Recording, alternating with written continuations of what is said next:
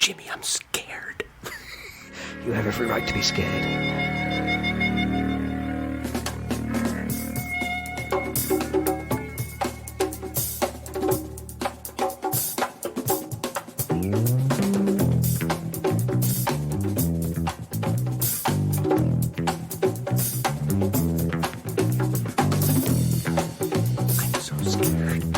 We have seen a lot of monsters lately.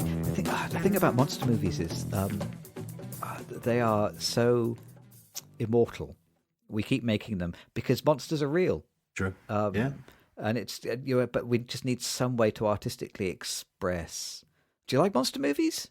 Do you like being scared? Yeah, I get scared. But a good scared, surely. I like monster movies more than horror movies. I'm not a horror movie person at all. I don't know if we're ever gonna really talk about horror movies, but I do like monster movies, and I think maybe we should share some of our favorite. I have written down. movies. Funny you should say. I have written down a top 3. Funny that. Why don't you start with your number 3? My number 3, and this is I can't. I like all these top 3s. It changes from week to week. At the moment, my number 3 monster movie. I'm gonna introduce it by asking you a question. Okay.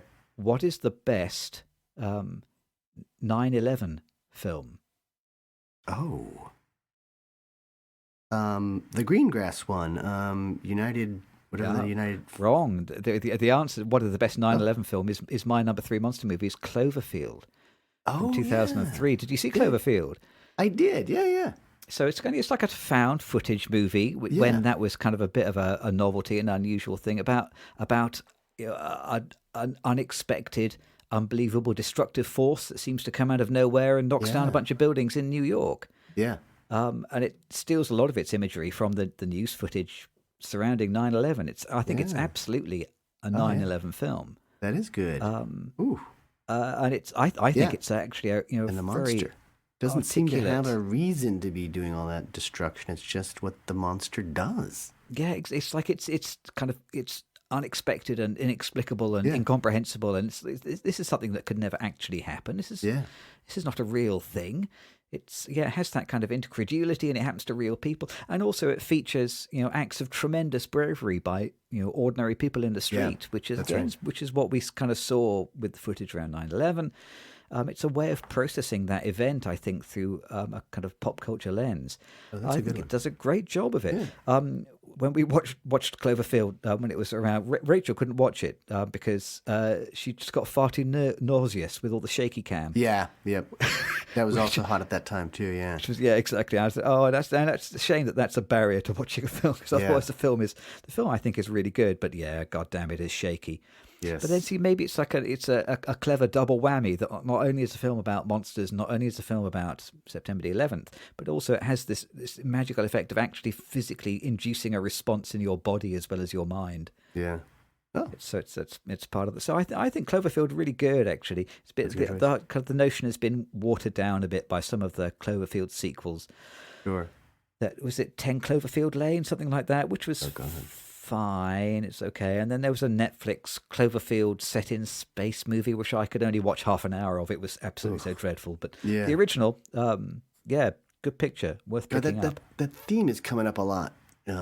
Just of overdoing sequels that undermines the power of the original films, and it just means that it goes down as being a laughing stock ultimately, as opposed to a good franchise or a good intellectual property. So it's hard to leave money on the table, isn't it? It is. Someone's got to do it. We have to start leaving money on the table. Leave that money on the table where I can see it. What's your number 3? I think my number 3 is Alien. I like that film so much. I like it in part because they're so remote. The people are so alone. I think it's really important that it happens distant from society, distant in space, and far from civilization. So that makes it scarier. You get this limited number of characters and crew. I love when they go down to the planet and they find that the plants, and they think, oh, this is amazing. We're going to bring this back on the ship, and then John Hurt just having his chest rearranged.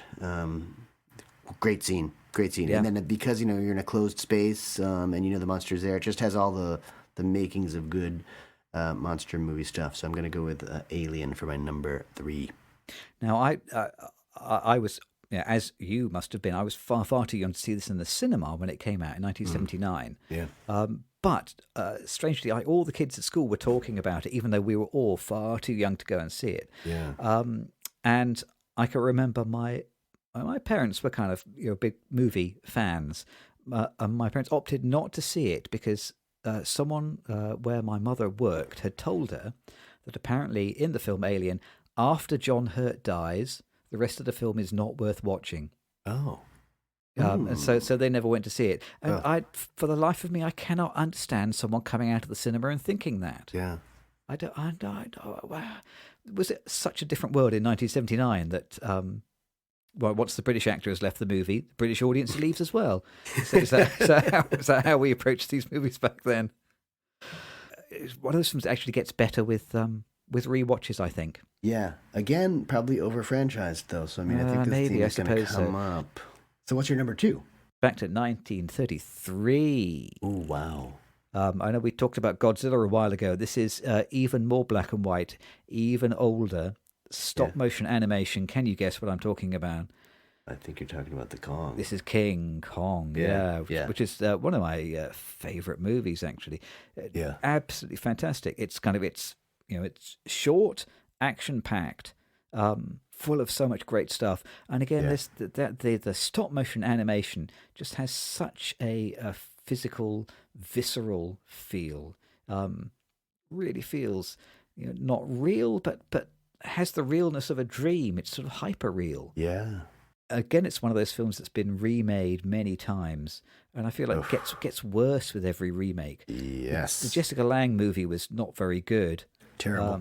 But then the Naomi Watts film was even worse. Peter Jackson, even worse. Goodness me. And that's coming from a director who adored the original King Kong and really wanted to update it and make it, and just ruined it. There's no need to make the classics, the great films over again. Exactly. You're just not going to match it. It's just a setup for failure. Yep, choose the bad films if you're going to do a remake. Yeah, I love what you're saying about the animation. It's just it's always funny to me that something that seems primitive in hindsight is so effective and so beautiful and so awe-inspiring. Yeah, in its own context. So I mean, I agree with you entirely there.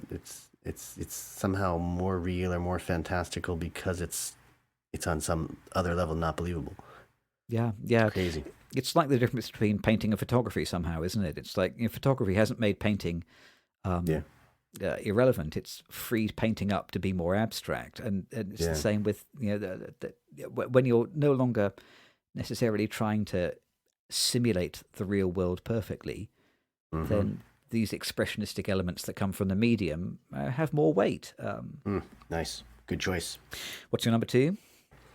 You're going to need a bigger boat. Jaws. I'm still scared. I'm still scared of sharks. Will always be. I lived on the ocean most of my life, and I was swimming in the ocean yesterday and just I'm in 3 feet of water. I'm looking for a great white shark the entire time, and I think just scared me as a kid. I probably was 8 or 9 years old when I saw that film, so probably too young.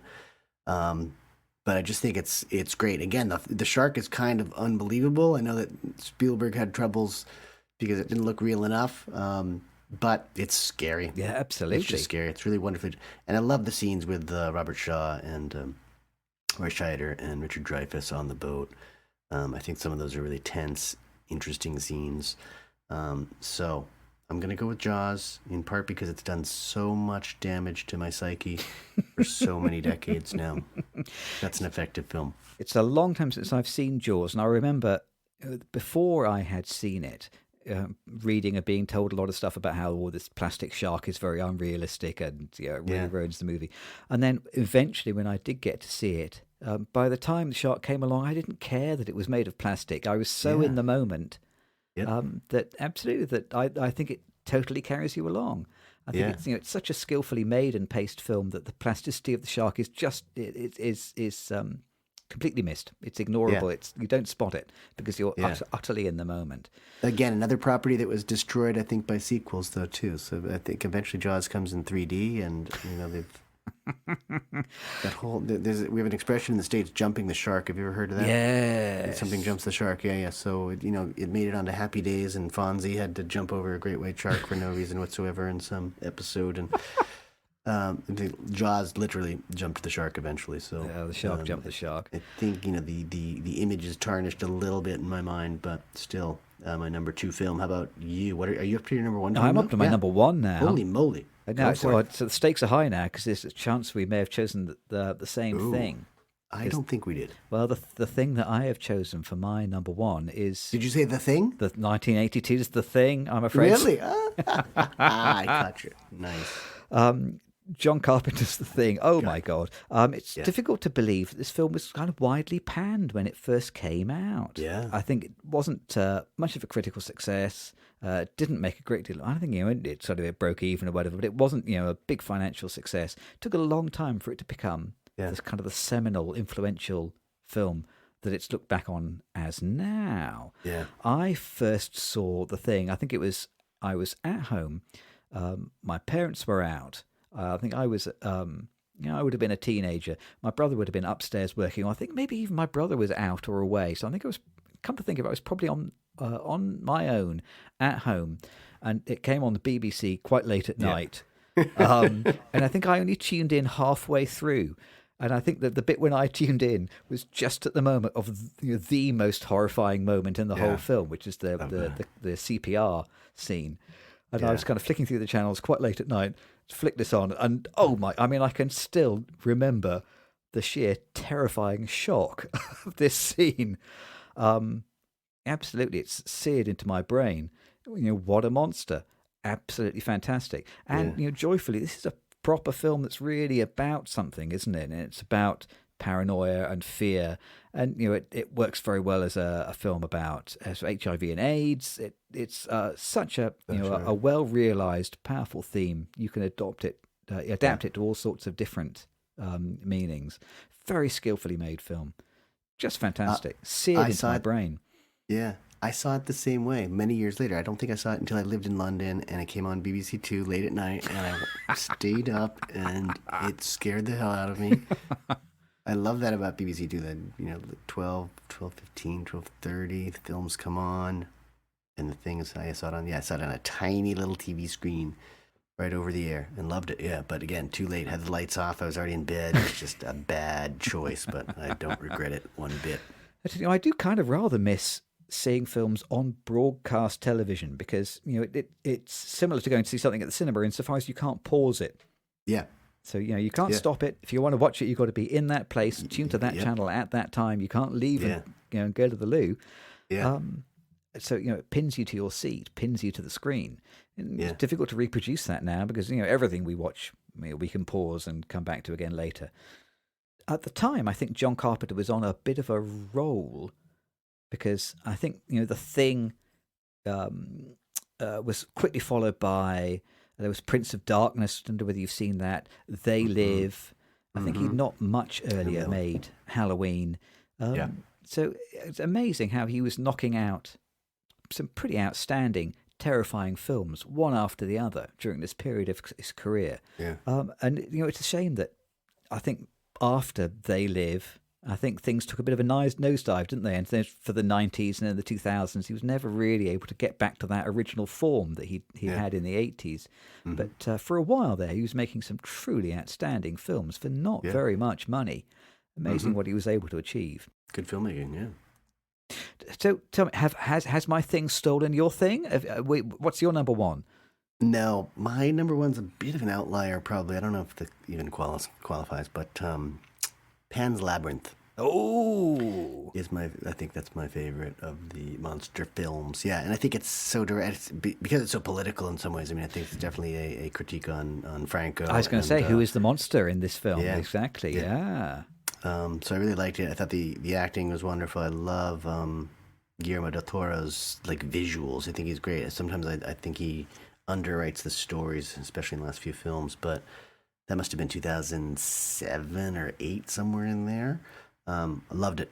I thought it was a beautifully shot film, well acted, very, very much on topic, and just a wonderful critique of being a Spaniard at that time and the monsters of certain politicians. Really beautiful film. It's unusual these days to be utterly surprised by a bit of production design. But Pan's Labyrinth, it's got some amazing, otherworldly, way out there production design. Yeah. The monster with the eyes in his hands. I've never seen anything like that before or since. And it's rare these days that you see a movie that contains an idea that you've never seen explored anywhere else. Just fantastic. Yeah. I must confess, though, I remember very little else of the film. Oh. So I kind of remember there's kind of I can remember the Spanish Civil War themes, and I can remember the girl, and I can remember the monster, but I couldn't tell you how it all fits together. Yeah. So and he's got a terrific visual sense, fantastic makeup, fantastic effects. But even in Pan's Labyrinth, I couldn't tell you what the story was now. Sure. But maybe that's not the important part. Yeah, I mean, I saw it at least 15 years ago, I think. So, I mean, there's not much I remember from a couple weeks ago. So, 15 years ago. Let's give ourselves a break. But that's always that's the kind of film I would go back and see. I think each one of those 3 films that I mentioned, I would go back and see. Yeah. Including the ones that you've mentioned, too. So, I mean, I think, that's the real tale. I mean, some of them have been remade. I think The Thing was also remade within the last 10 years or 15 years. I think I have not seen the remake, which I think billed itself as a prequel.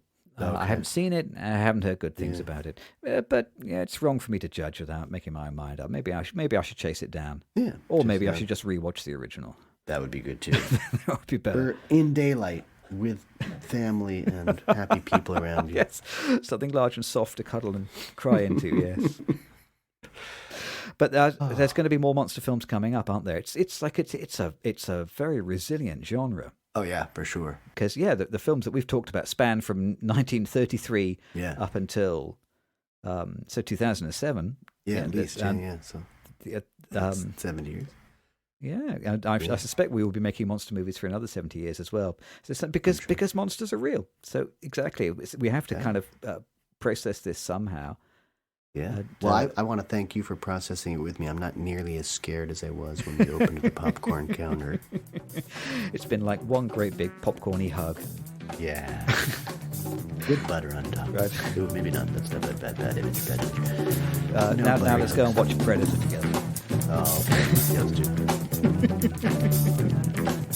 All right, maybe I'll see you at the popcorn counter again in 2 weeks. In 2 weeks' time, it's a date. See you then.